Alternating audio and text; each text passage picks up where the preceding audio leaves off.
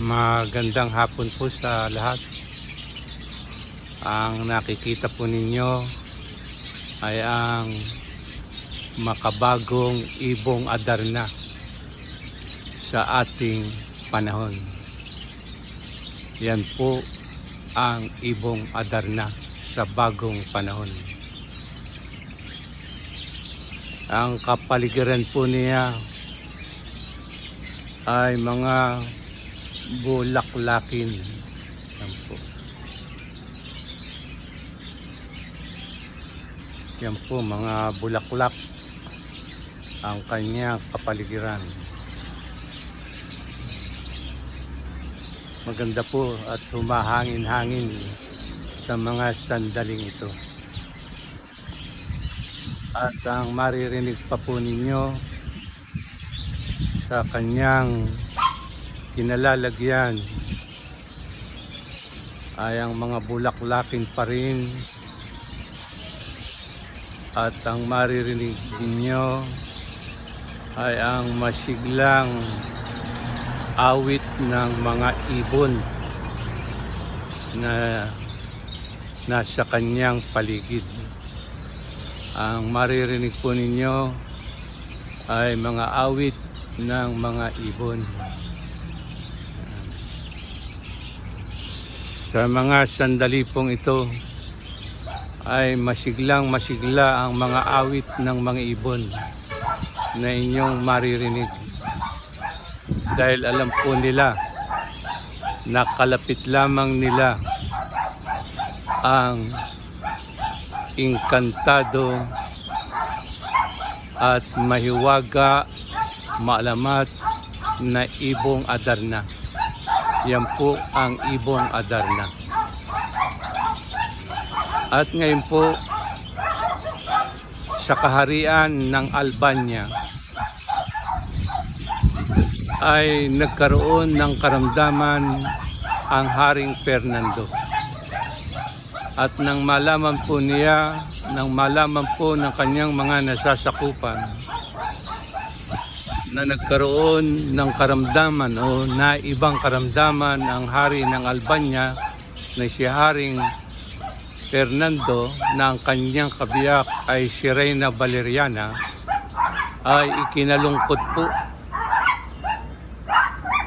ng kanyang mga nasasakupan.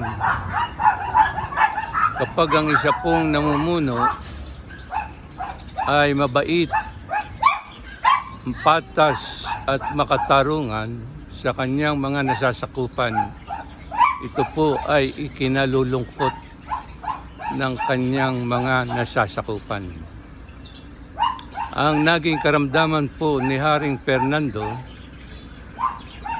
ay kakaiba, na ang tanging maging Lunas lamang ay ang marinig o makarinig ng awit ng ibong Adarna.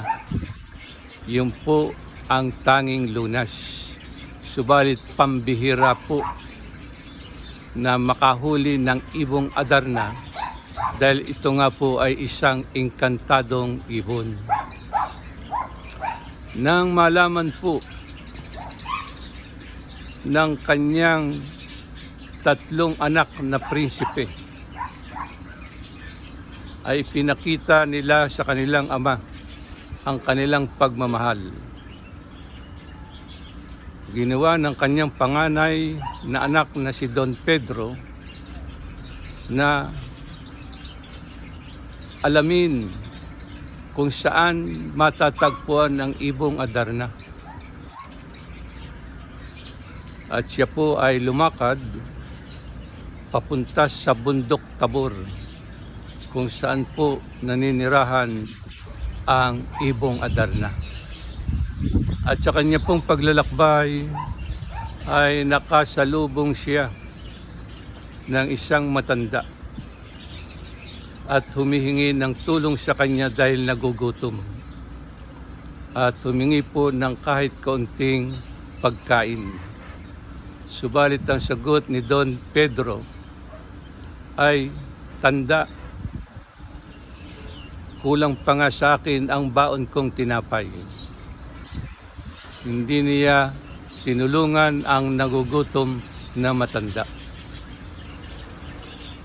At ang kanyang sinapit nang makarating siya sa bundok Tabor at makita ang hinahapunan na puno ng Pedras Platas, siya'y naiputan at naging bato. Iyan po ang sinapit ni Don Pedro. At dahil nga po sa matagal na hindi pagbabalik ni Don Pedro, ang kanyang anak, ang kanyang kapatid pala, na si Don Diego ang sumunod upang maglakbay at hulihin ang ibong Adarna. Yan po ang ibong Adarna. Kasalukuyan po siyang naglilimayon sa kabundukan ng Orsi na Tabor. Yan. Bundok Tabor ng Orsi dito sa Las Piñas. At tulad din po ng sinapit ni Don Diego, nakasalubong din po niya ang matanda, humihingi din ng pagkain, subalit hindi rin niya pinagbigyan ng kahit kaunting tinapay ang nasabing matanda. At natulad din po siya sa sinapit ng kanyang nakatatandang kapatid na si Don Pedro. Naging isa rin po siyang bato. Dahil sa bawat pag-awit na naibang awit ang sinong makarinig ay inaantok. At tulad ng kanyang kapatid na si Don Pedro, siya ay naiputan at naging bato rin.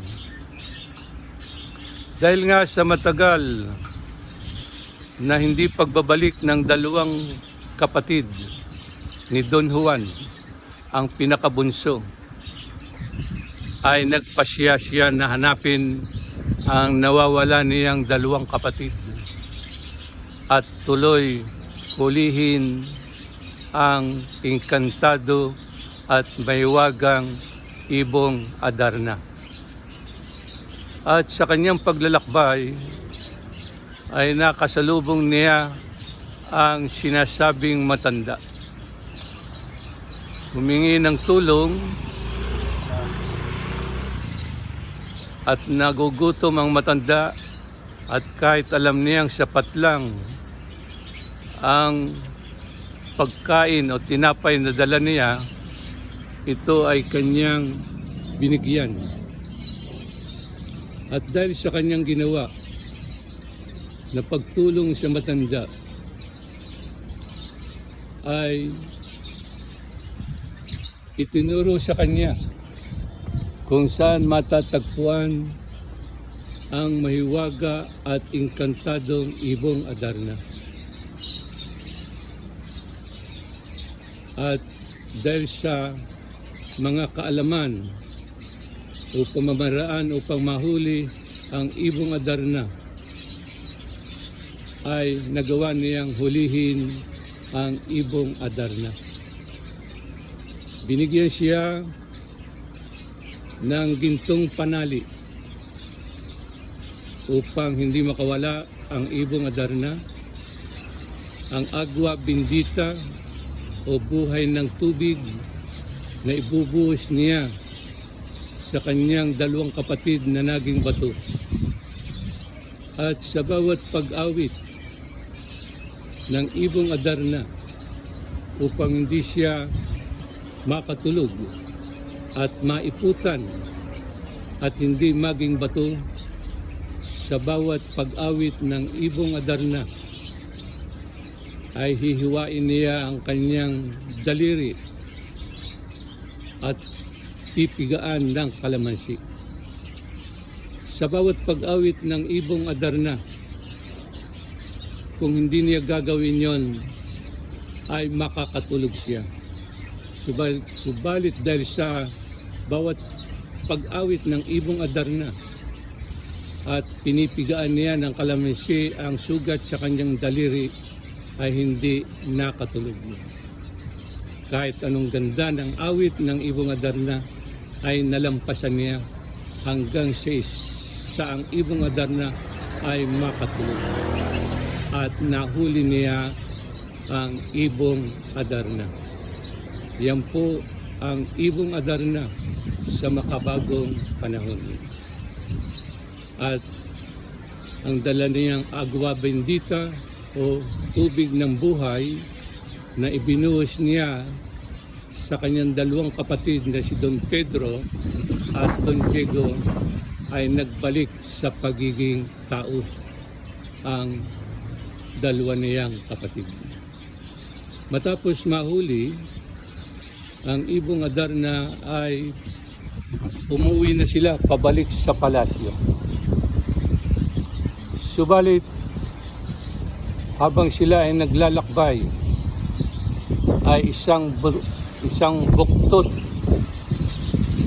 ang ginawa o mapangahas na ginawa ni Don Pedro sa kanyang nakababata o bunsong kapatid na si Don Juan.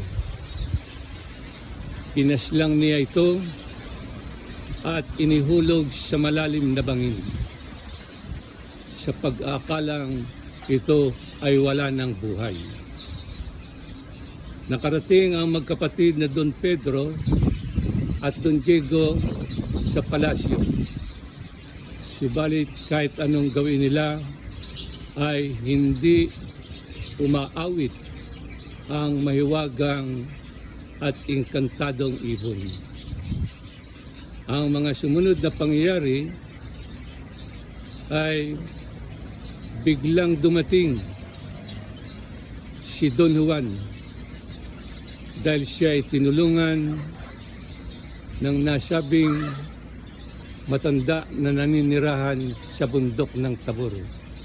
Nagbalik ang kanyang lakas at nakabalik sa palasyo. At saka pa lamang umawit at narinig nila ang napakaganda at pambihirang awit ng Ibong Adarna at gumaling ang kanilang mga hari. Sa paglalagumpo ng classical na Ibong Adarna, kapag ikaw ay isang pinuno na patas at mabait, makatarungan sa iyong mga nasasakupan, ay mamahalin ka ng iyong mga nasasakupan. Ang isa pa rin pong mensahe ay dapat mahalin ng mga anak ang kanilang magulang. Naroon din po ang mensahe na dapat tayo ay tumulong sa mga nangangailangan. At ang isa pa rin pong mensahe ay iwasan natin ang inggit sa ating kapwa. Huwag tayong mainggit sa ating kapwa. Gumawa pa rin tayo ng mga dapat nating gawin upang tayo ay magtagumpay. Iwasan po natin ang inggit. At isa pa pong mensahe ng Ibong Adarna ay ang pagpapatawad. Bagamat binalak ni Don Pedro na ang kanyang kapatid na si Don Juan ay patayin at sa kanya maibigay ang tinatawag na merito sa paghuli ng Ibong Adarna, ay pinatawad ni Don Juan ang kanyang ang kanyang panganay na kapatid na si Don Pedro. Paglalagong puli, makatarungang pinuno, pagmamahal sa magulang, pagtulong sa kapwa, iwasan ng inggit at pagpapatawad. Yan po ang mensahe ng classical na Ibong Adarna. Sana po ay makuha natin at maisagawa ang kwento ng classical na Ibong Adarna. Salamat po sa hapong ito.